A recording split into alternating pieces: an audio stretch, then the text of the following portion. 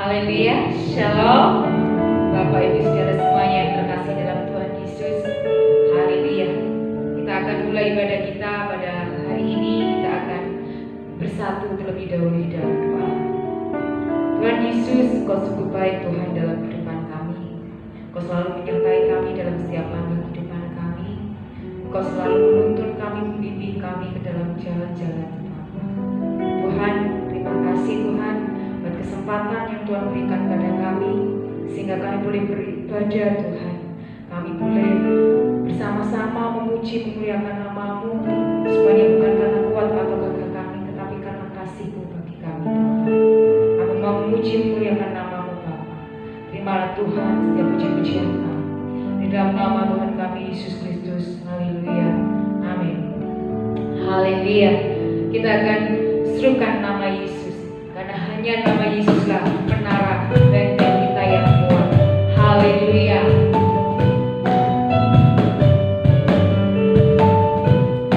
Glory buat Tuhan Allah kita.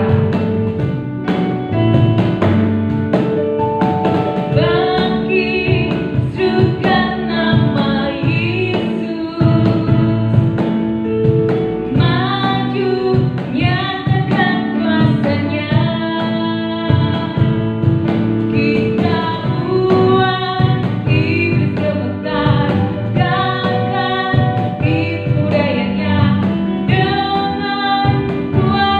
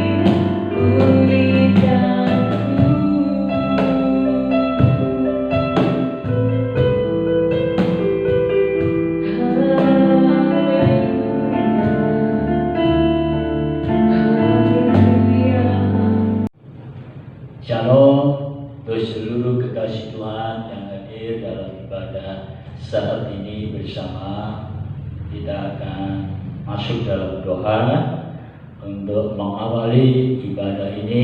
Mari tunduk kepala dan berdoa. Bapa di surga, dengan pasti Kau ada di tengah kami, bersama kami.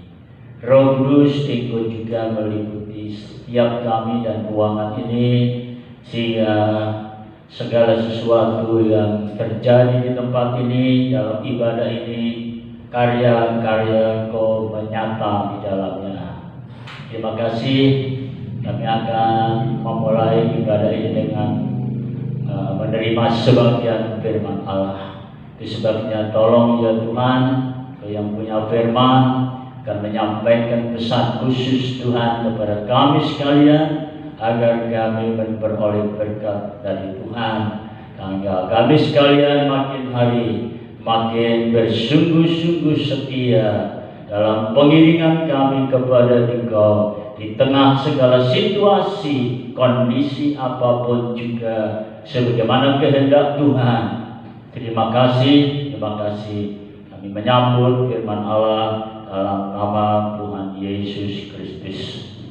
Amin. Mari pada kasih Tuhan, kita akan periksa di dalam Alkitab kita, dalam Yohanes pasal yang ke-6. Dikatakan demikian mulai ayat yang ke-47. Ada satu kepastian bahwa umat Kristiani ini dengan kata lain memiliki yang disebut berkat yang luar biasa melalui kematian dan kebangkitan Yesus, itulah hidup yang kekal. Kita baca mulai 47. Aku berkata padamu, sesungguhnya barang siapa percaya, ia mempunyai hidup yang kekal. Akulah roti hidup. Nenek moyangmu telah makan mana di padang gurun dan mereka telah mati. Inilah roti yang turun dari surga. Barang siapa makan daripadanya, ia tidak akan mati. Akulah roti hidup yang telah turun dari surga. Jikalau seorang makan dari roti ini, ia akan hidup selama-lamanya. Dan roti yang kuberikan itu ialah dagingku yang akan kuberikan untuk hidup dunia.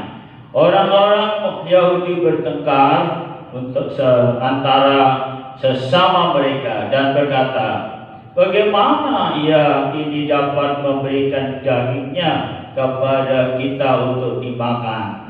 Maka kata Yesus kepada mereka, aku berkata kepadamu, sesungguhnya jikalau kamu tidak makan daging anak manusia dan minum darahnya, kamu tidak mempunyai hidup di dalam dirimu.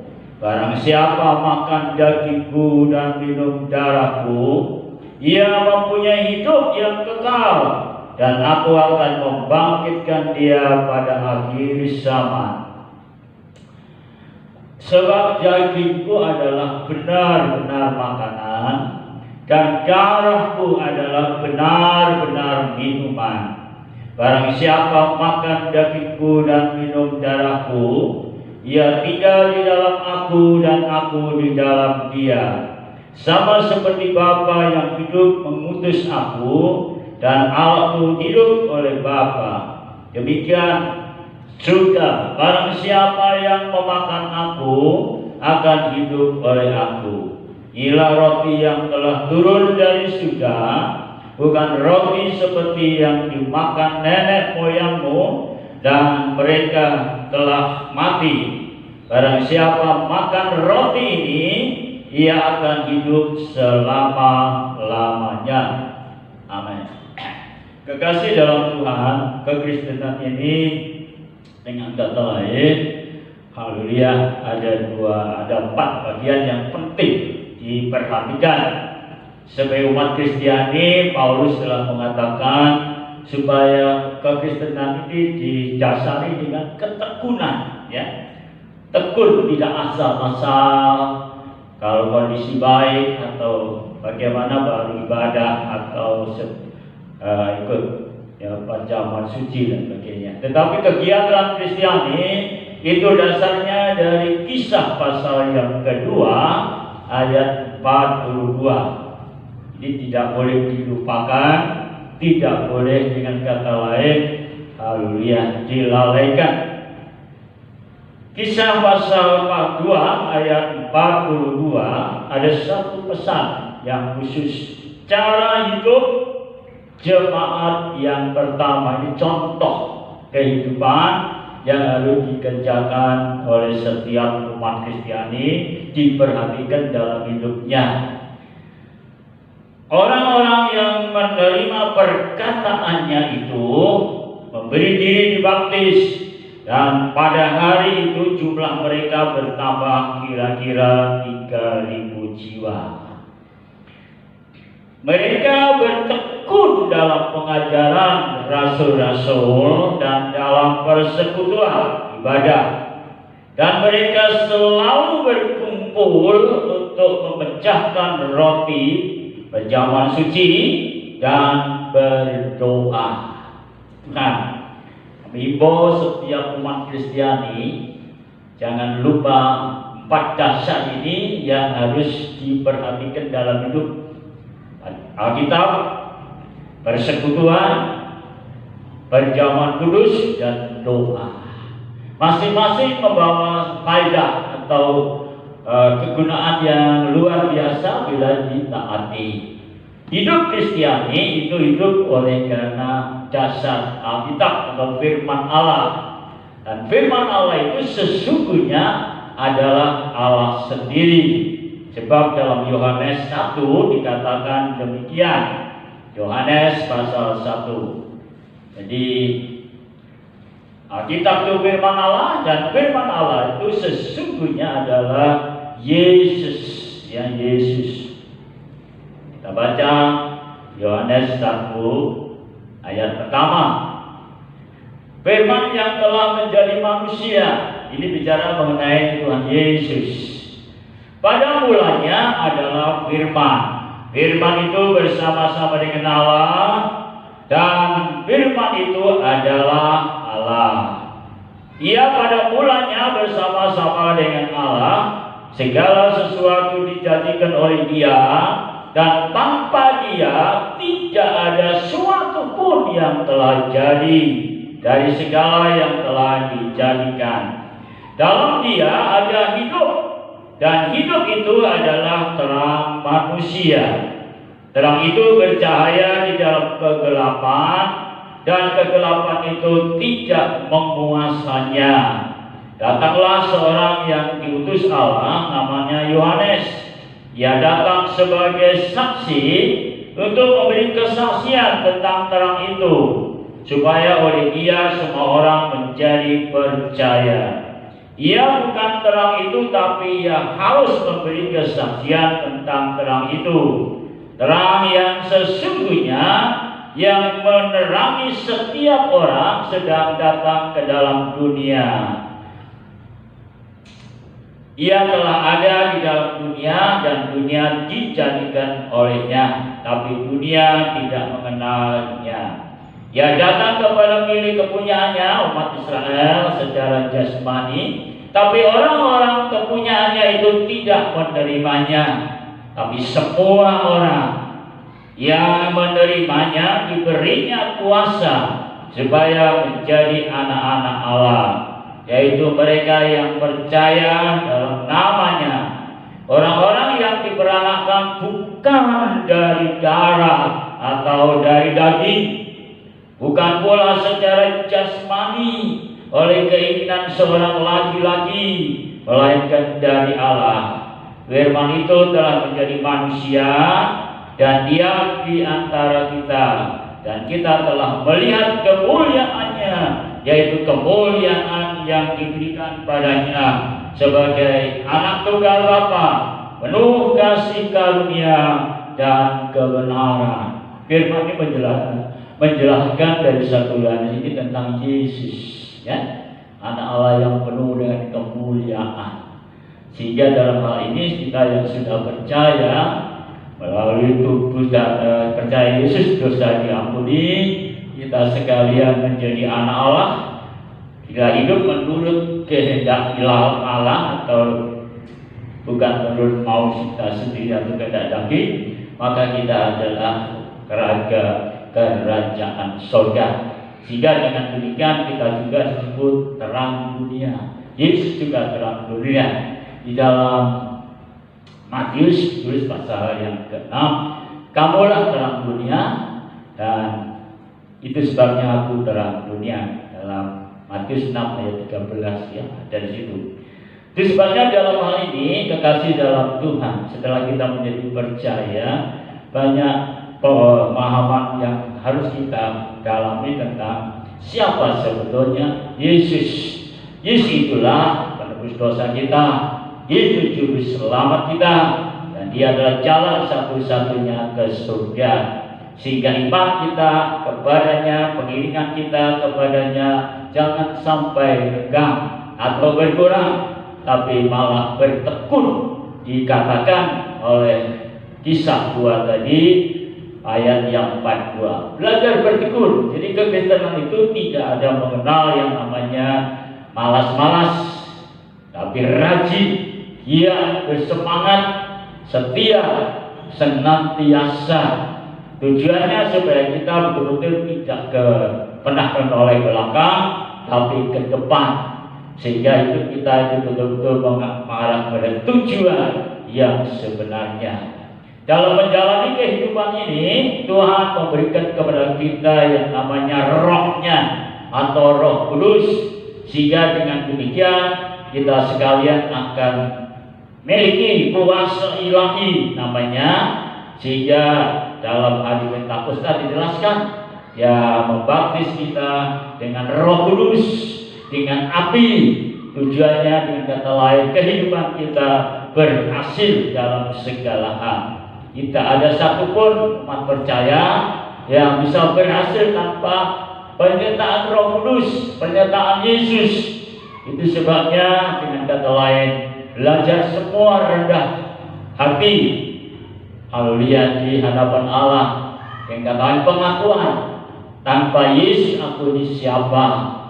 Itu sebabnya dalam hal ini Paulus berkata, hidup ini Kristus. Jadi sepanjang hidup selalu menyatakan Kristus menyertai dia, karena Allah Yesus juga disebut Allah Immanuel.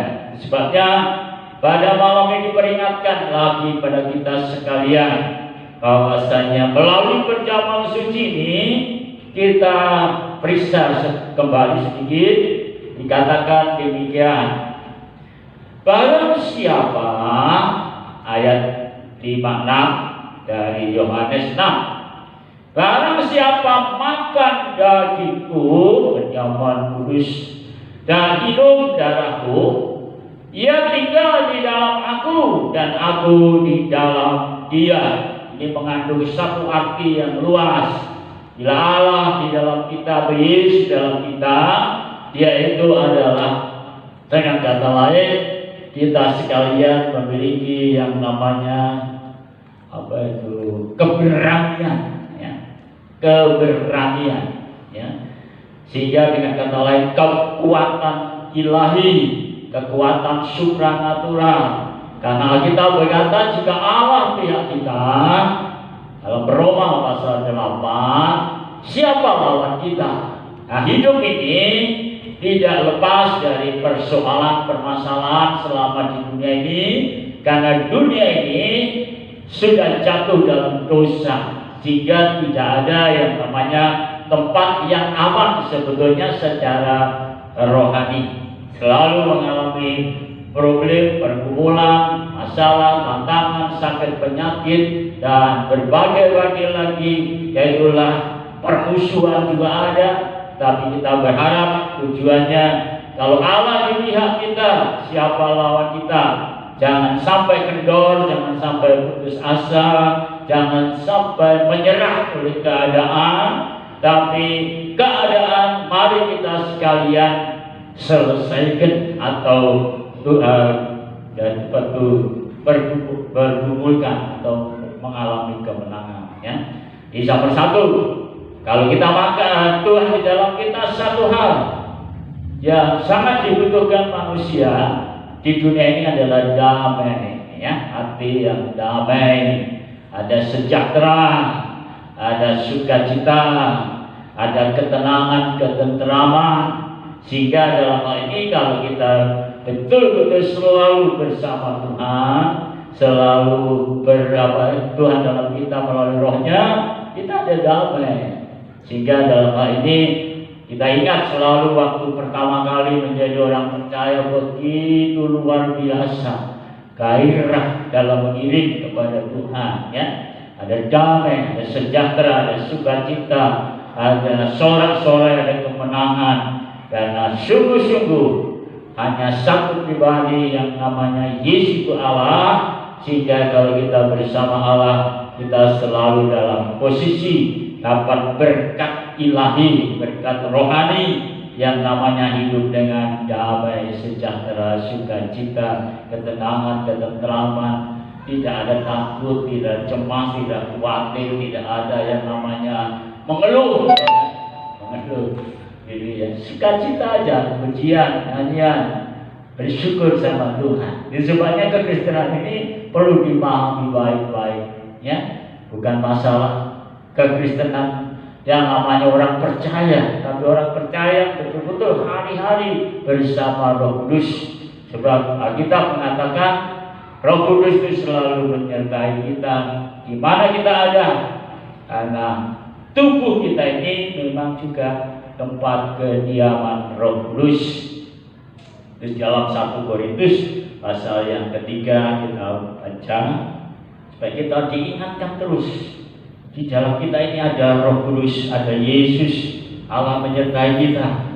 Tidak, dengan kata lain, jangan sampai pikiran kita berubah, ya. 1 Korintus pasal yang ketiga kita lihat ini, diingatkan kembali ayat yang ke-6. Di situ ada tertulis, ya, tidak tahukah kamu, maksudnya sadarlah kamu, ingatlah selalu bahwa kamu adalah bait Allah dan bahwa Roh Allah diam di dalam kamu.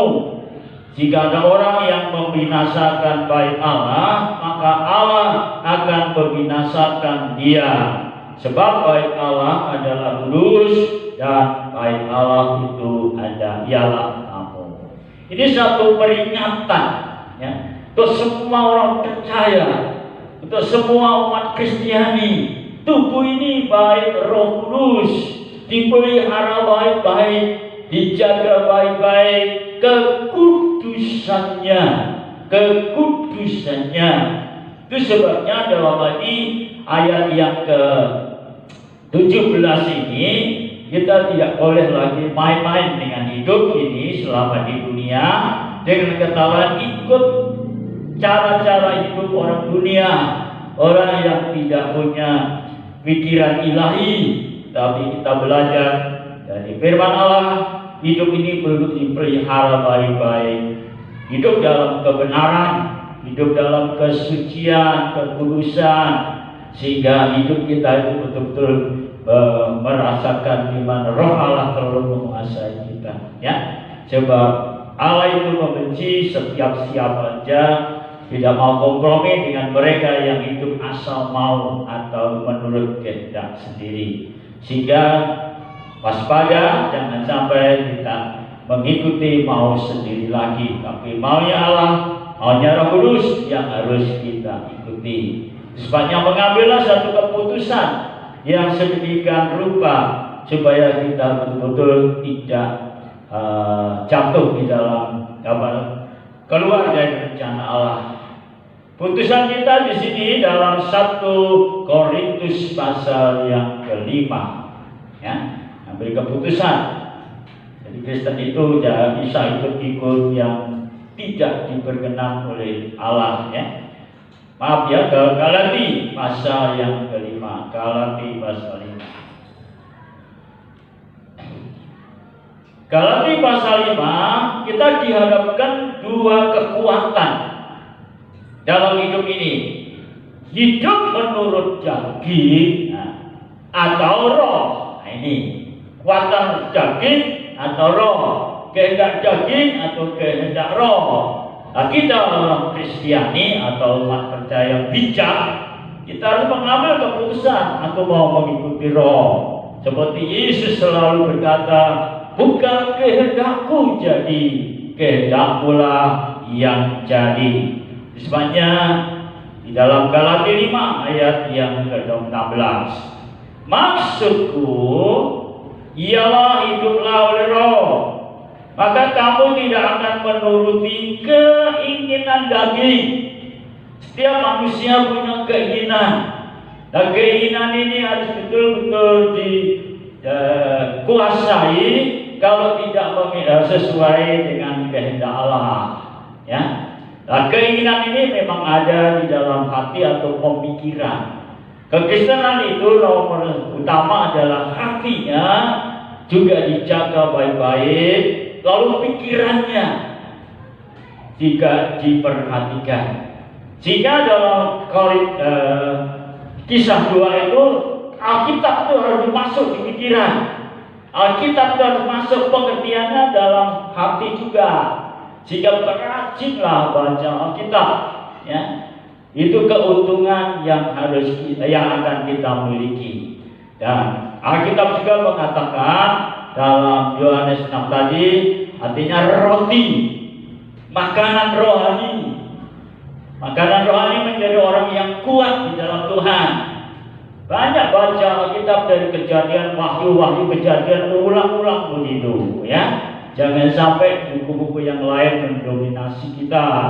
Nomor 1 Alkitab, ya, firman Allah, pribadi Yesus di dalamnya dinyatakan di situ, supaya kita semuanya menjadi umat Kristiani, bukan saja yang terpanggil, tetapi yang terpilih betul-betul.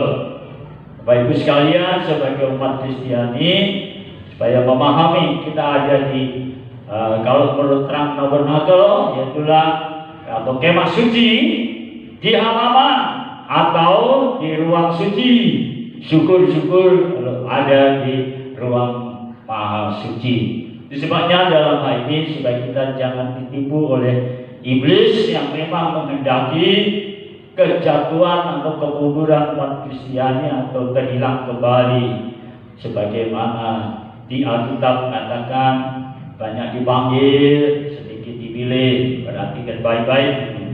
Lalu bukan setiap orang yang berseru Tuhan, Tuhan mesti masuk kerajaan Allah, meskipun dipakai dengan heran. Kata Matius 7 itu dari 23, menyembuhkan orang sakit dan berbagai mujizat, tetapi Tuhanku tidak kenal kamu. Jadi namanya kekristenan ini dengan kata lain kualitas hidup. Kualitas hidup ini dengan kata lain berbicara tentang yang namanya yaitulah kualitas hidup. Berbicara mengenai akhlak atau moral. Akhlak atau moral. Moral Kristiani atau ilahi, apa moral dunia atau manusia lama. Sebabnya dalam ini berulang-ulang ditekankan, nanti kalau Bapak Ibu baca di dalam buku Wahyu,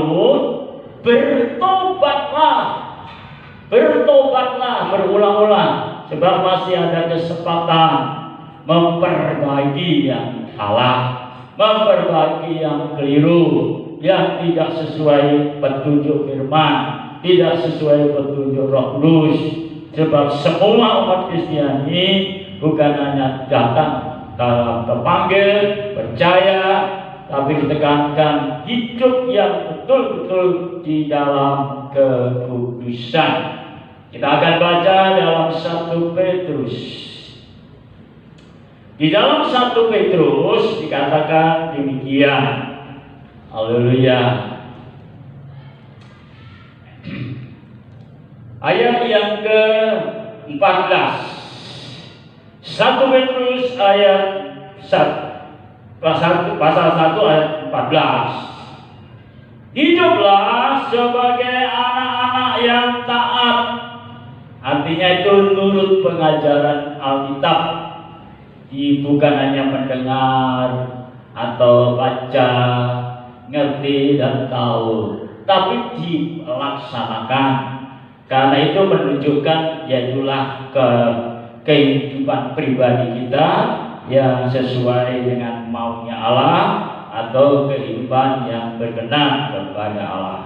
Ya, taat, jadi tidak melawan Alkitab atau firman Allah.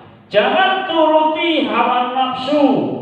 Nah ini ya, yang menguasai kamu, pada waktu kebodohan. Jadi Alkitab juga sebetulnya buku yang memberi hikmat, memberi akal budi, bijaksana, pewahyuan, rema dari suara Allah. Sehingga kalau banyak baca Alkitab, sebelumnya doa, Roh Kudus beri saya hikmat ilahi, bukakan pikiran kami supaya kami mendapatkan pewahyuan dan sebagainya. Kita tidak bisa baca Alkitab asal-asal begitu, harus doa dulu kepada Roh Kudus, karena yang menulis Roh Kudus, supaya kita diberi pengertian yang sebenarnya sehingga tidak bisa disesatkan, ya. Tetapi jangan kamu menjadi kudus di dalam seluruh hidupmu, sama seperti Dia yang kudus, yang telah memanggil kamu. Sebab ada tertulis, kuduslah kamu, sebab Aku kudus. Jadi diingatkan pemikiran kita, bukan sekedar orang percaya, orang Kristen, tapi orang Kristen yang berkualitas sesuai Allah yang mau, yaitulah kudus. Kudus, suci, sampai nanti tidak cacat celah. Istilah lain serupa dan segambar dengan Tuhan Yesus Kristus. Untuk mencapai ini, kita tadi telah mendengar bahwa tubuh kita ini di dalamnya ada Roh Kudus. Sehingga dalam hal ini Roh Kudus itu siapa? Dalam Wahyu 1 kita periksa dalam 1 Yohanes pasal 2 ayat 27. Itu Bapak Ibu saudara sekalian yang mungkin ya kita tidak bisa punya pengetahuan cukup, yang mungkin sekolahnya dan yang sederhana, maka tidak khawatir, ada Roh Kudus yang Anda bisa minta tolong pengertian dari tiap ayat kebenaran firman Allah tentang kehendak Allah. 1 Yohanes 2 ayat 27. Sebab di dalam diri kamu tetap ada pengurapan, artinya Roh Kudus, yang telah kamu terima daripadanya. Karena itu tidak perlu kamu diajar oleh orang lain, tapi sebagaimana pengurapannya mengajar kamu tentang segala sesuatu, dan pengajarannya itu benar, tidak dusta. Dan sebagaimana Ia dahulu telah mengajar kamu, demikianlah hendaknya kamu tetap tinggal di dalam Dia. Kekasih dalam Tuhan, memang tingkat pendidikan kita secara umum tidak sama, tetapi serendah-rendahnya Anda istilah lain itu tahu rumput. Jadi jangan sampai namanya merasa merasa kurang dihargai. Tuhan tetap menyampaikan itu kepada Anda yang disebut anak Allah, supaya punya kebijaksanaan, pemahaman melalui Roh Allah. Anda berdoa, beri aku pengertian, beri aku ilham ilahi, beri aku hikmat akal budi bijaksana dari firman Allah, sehingga hidup Anda sepanjang hari betul-betul mencerminkan kehidupan orang anak Allah, yaitu orang percaya yang hidupnya dipimpin Roh Kudus dan dididik oleh Roh Kudus melalui kebenaran-kebenaran firman Allah, sehingga perilaku atau moralitas kehidupan Anda di hadapan Allah, moralitas kehidupan baru atau hidup dalam kekudusan, kebenaran, kesucian yang disebut warga surgawi atau anak Allah, sehingga dengan demikian Anda dengan kata lain mendapat jaminan setiap saat di mana Anda tidak pernah mengalami yang namanya kekecewaan, ya. Sebab memang hidup ini ada musuh, bukan hanya iblis sebetulnya, ya. Kalau kita kecewa, ya, pasti nanti mundur, ya. Siapa yang kecewa kebanyakan mundur, gitu, ya.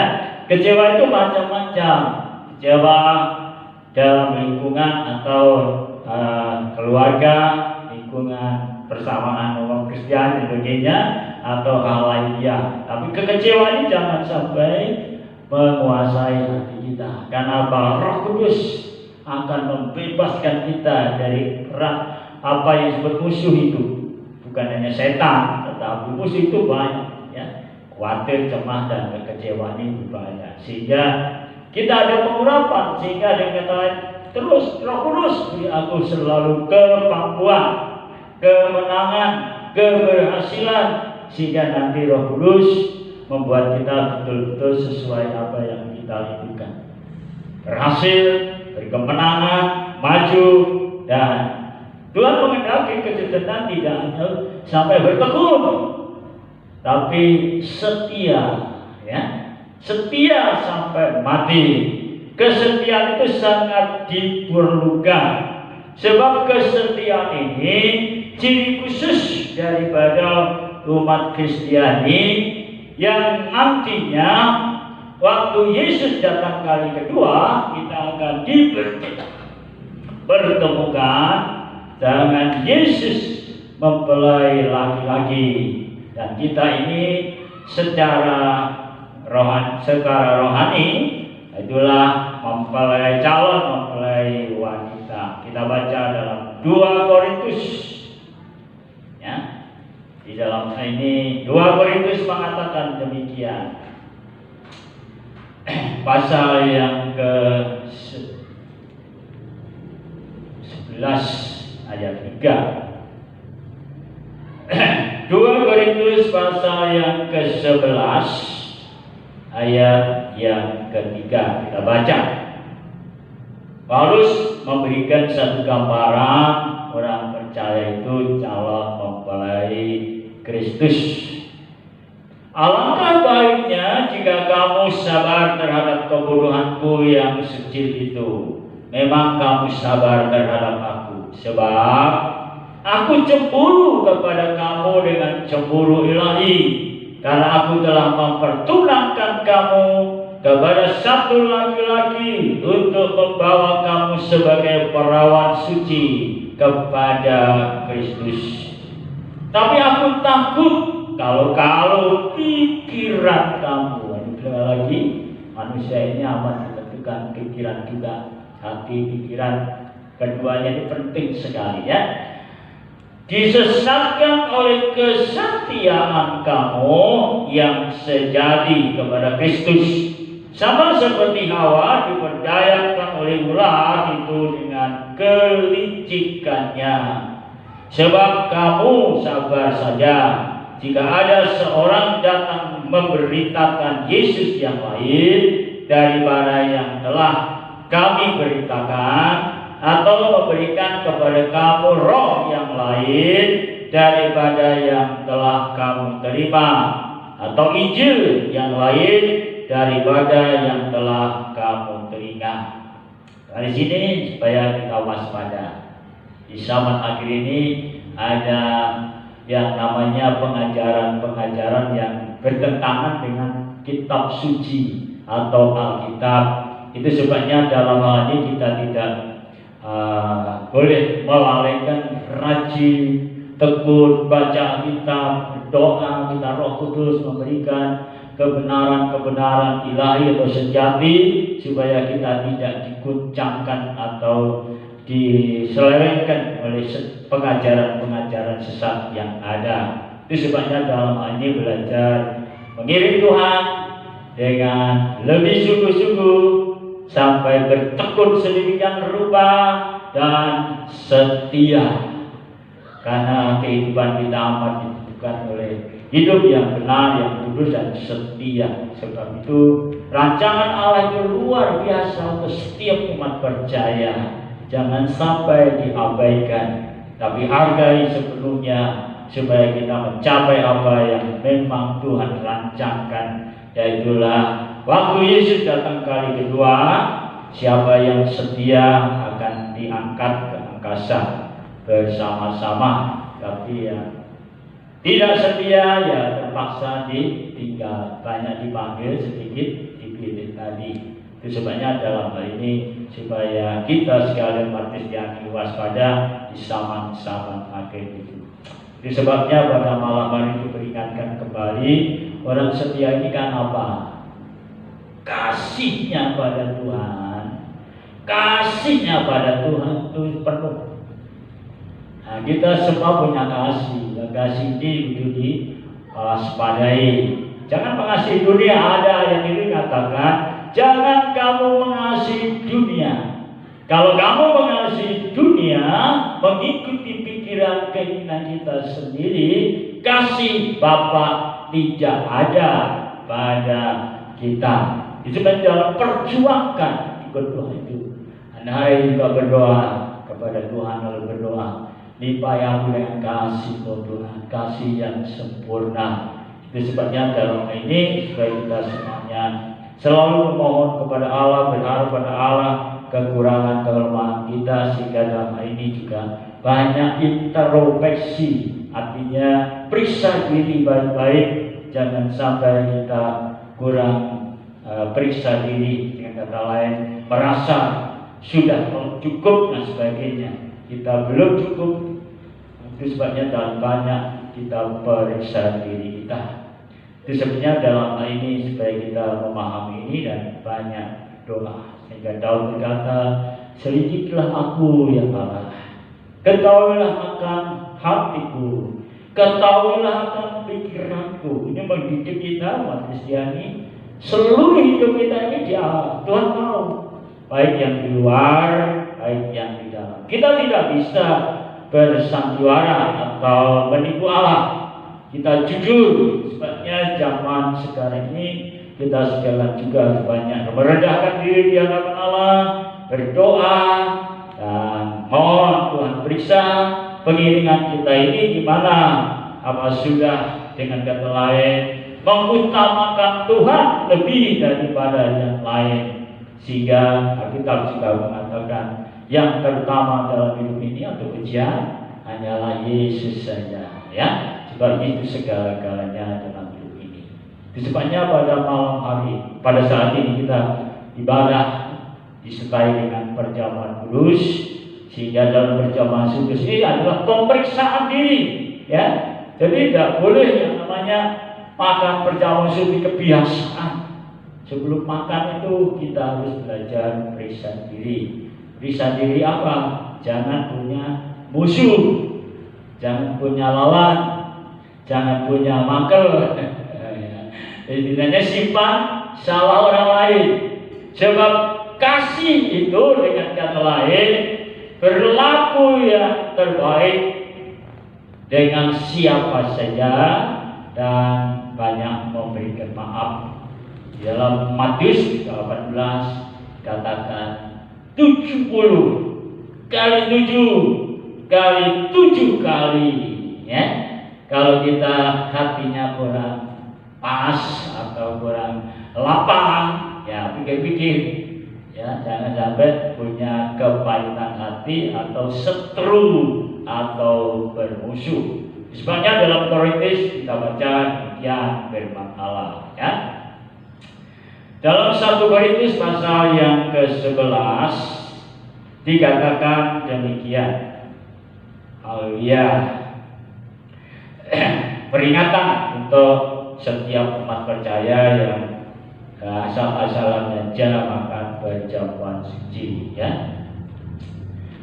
Dikatakan demikian. Jangan sampai kita salah makan perjamuan suci tapi masih simpan pahit hati. Nah, kalau ada ya nanti di sini lekas datang pada siapa beresan, dan nanti kalau di rumah khususnya ya janji Tuhan aku mau bereskan sama dia, ya. Lalu dia dikatakan demikian dalam 1 Korintus pasal yang ke-11. Haleluya. Di dalam 1 Korintus 11 ayat 17 mulai demikian. Haleluya. Sedikit banyak disebut jelas. Dalam peraturan yang berikut aku tidak dapat memuji kamu, sebab pertemuanmu tidak mendatangkan kebaikan, tetapi mendatangkan keburukan. Sebab pertama-tama aku mendengar bahwa apabila kamu berkumpul sebagai jemaat, ada perpecahan di antara kamu, dan hal itu sedikit banyak aku percaya. Sebab kamu harus ada, sebab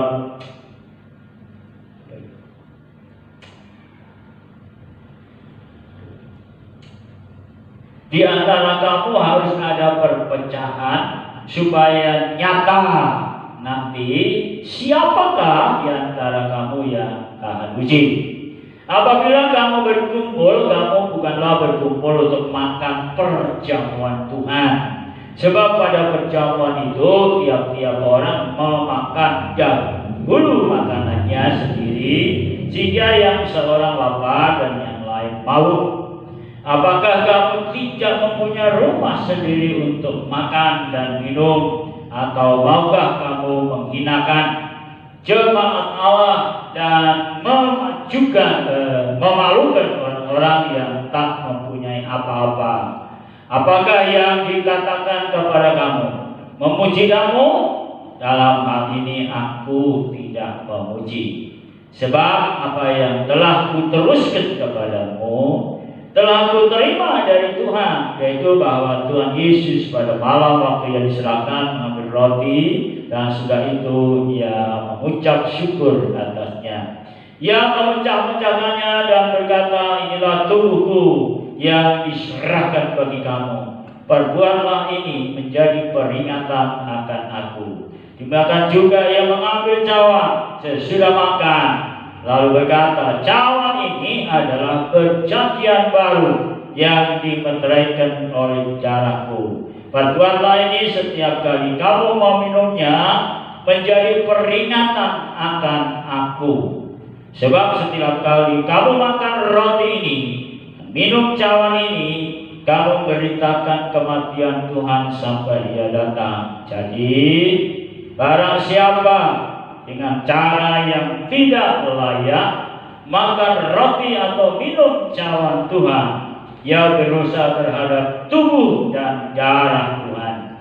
Karena itu hendaklah tiap orang memuji dirinya sendiri, dan baru sesudah itu ia makan roti dan minum dari cawan itu. Karena barang siapa makan dan minum tanpa mengakui tubuh Tuhan, ia mendatangkan hukuman atas dirinya.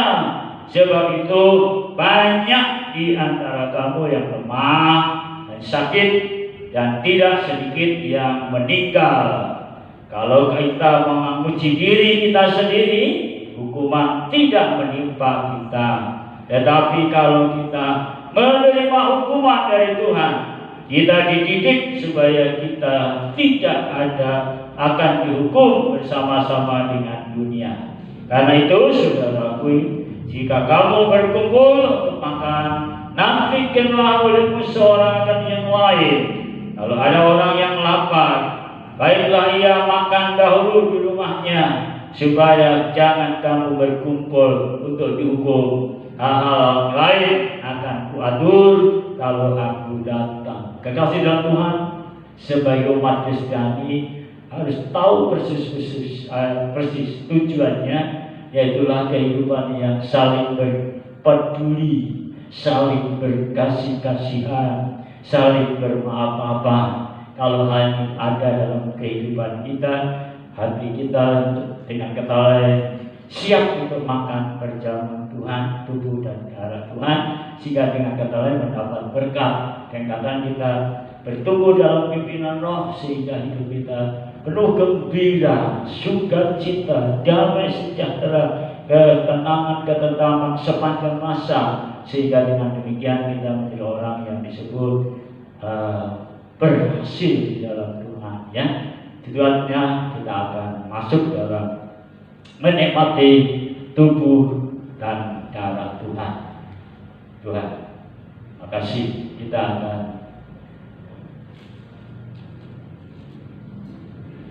ambil tubuh Tuhan dan kita baca dalam Matius pasal yang ke-26.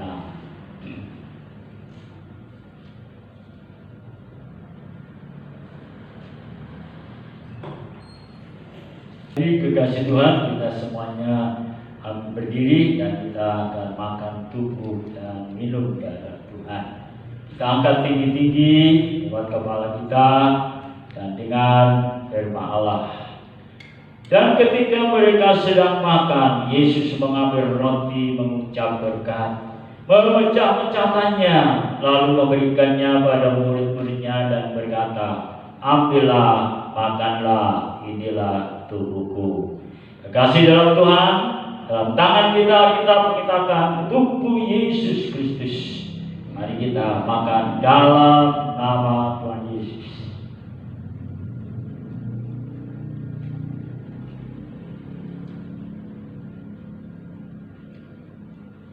Kita ambil cawan, kita angkat tinggi-tinggi lewat kepala kita dengar firman Allah. Sesudah itu ia mengambil cawan, mengucap syukur, lalu memberikannya pada mereka dan berkata, minumlah kamu semua dari cawan ini, sebab inilah darahku, darah perjanjian yang ditumpahkan bagi banyak orang untuk pengampunan dosa. Kekasih dalam Tuhan, Alkitab mengatakan bahwa cawan inilah darah Yesus, pengampunan dosa. Hari-hari jangan lupa bangun pagi ucap syukur, bangun pagi puja puji Dia, terima kasih sama Tuhan. Jangan sampai sedikit pun menyimpan yang disebut kepahitan hati atau penggerutuan. Itu sebabnya dalam hal ini umat Kristiani tinggikan, besarkan, senangkan hati Allah dengan banyak memuji, memuliakan nama Dia. Sebagaimana Raja Daud dalam kehidupannya selalu penuh dengan puji-pujian, syukur, terima kasih. Itu sebabnya sepanjang hari Anda akan terbiasa menghadapi dunia yang ada ini dengan pujian, syukur dan sukacita, sehingga ada satu tanda keilahan Tuhan dalam hidup kita. Mari kita minum dalam nama Yesus. Ingat firman dulu ya. Sebab inilah darahku, darah perjanjian yang ditumpahkan bagi banyak orang untuk pengampunan dosa. Kita minum ya.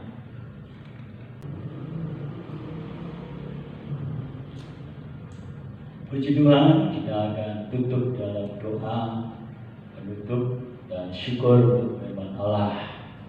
Segala kebesaran dan kemuliaan bagi Engkau ya Tuhan, yang telah memimpin ibadah ini dari awal hingga selesai. Lebih-lebih kebenaran firman Allah dan juga yang menjelaskan kehidupan yang mana Tuhan sudah korbankan untuk umat, untuk kami sekalian, agar kami betul-betul memiliki rasa syukur, dianugerah rasa terima kasih, mulai pagi hari menyembah kepada Engkau, cinta kitab suci atau Alkitab sepanjang waktu, dan gairah untuk Tuhan memperdalam pengetahuan pengertian kami tentang pribadi Engkau. Untuk supaya kami betul-betul hari-hari menikmati kehidupan yang selalu bersama dengan Terima kasih sudah pimpin kebaktian dari awal hingga selesai, tanda Tuhan memberkati akan kami sekalian. Terima kasih. Kita akan akhiri dengan doa berkat. Seluruh kekasih Tuhan, terima berkat Bapa, damai sejahtera, sukacita, ketenangan, ketenteraman, dan kasih-Nya yang melimpah. Persekutuan pimpinan Roh Kudus yang terus menyertai kita, menolong kita, memampukan kita menjalani kehidupan ini lewat apa saja, karena Dia sanggup gantikan kita semua pemenang.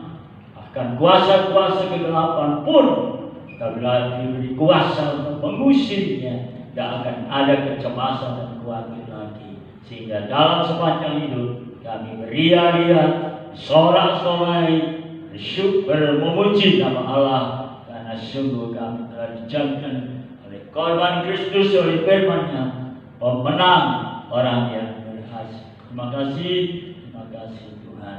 Kami berdoa ke negara bangsa kami Indonesia yang diangga oleh yang namanya wabah corona ini. Sehingga Tuhan angkat tangan, karena Engkau yang punya kuasa untuk Tuhan, haleluya, membuatkan yang namanya pertolongan, penyembuhan, dan bahkan ya Tuhan, corona ini membawa kepada umat percaya juga memahami tentang siapa sesungguhnya Allah itu.